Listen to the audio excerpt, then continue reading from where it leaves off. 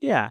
And what did you learn from so when I mean, if we move forward, 35, when you're already working for Ratan Tata, what Sure.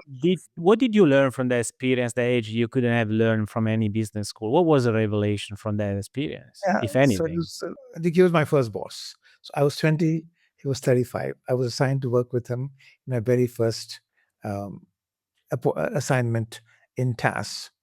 And it was quite fascinating for me to work with him because he had at that age already seen quite a lot. He was a graduate of Cornell, had been an architect, a structural Mm, engineer. He'd worked in London, in Australia, in the steel plant in Jamshedpur in India, and so forth. So what struck me about him? A number of attributes. One was his curiosity.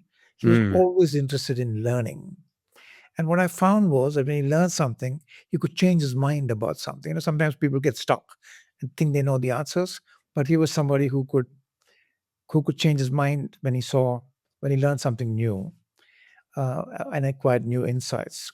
The second was that he was trained as an engineer, so he was analytical and very scientific in his approach to problems. So I come from a physics background, and I didn't think the world of business had much to do with science, but I could see the way he approached problems was truly scientific. Another thing about him, he was trained as an architect, so he was an aesthete, and he had a sense of mm. style because of his Yes. architectural training. Uh, as a leader, I think what was most striking was he was a very careful listener. So very often, in business, you're sitting in meetings where someone's running the meeting and they're doing all the talking. Yes. This was the opposite. He did the least talking, the most listening. But when he talked with carefully and with clarity of direction, and everybody knew where you wanted to go. I said so many fascinating aspects of Mr. Tata. Another was his humility, which was evident even then. I mean, it was a very endearing quality to see his genuine humility. Yeah. And he was very open to ideas. And I was 20 years old, and if I had an idea, he would welcome it. He would encourage thinking, and he himself could think big. He could think from first principles. He could think out of the box.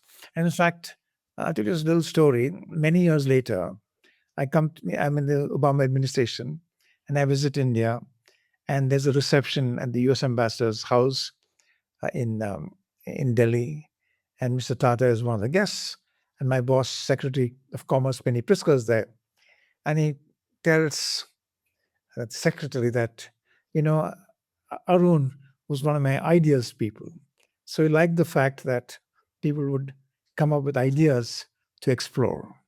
Mm. A special compliment. So, I mean, just to I mean, not everybody probably knows in the audience, but who was Ratan Tata at that time? So at that time, he was running a small company within the Tata Group. It was his first stint as the CEO of a company. But from then on, he essentially became, eventually, many years later, maybe 15, 20 years later, 15 years later, he became the chairman. Well, like when I started with him, it was yeah, 20 years later, he became the chairman of the entire group. And he was a very transformative chairman. He took the Tata Group uh, into many global initiatives, made Tata Steel global. He bought Jaguar Land Rover, bought Tetley and merged with the Tata He Tea, created an empire. and he Essentially, created he is a an empire. global business. He took a national enterprise and made it a global enterprise.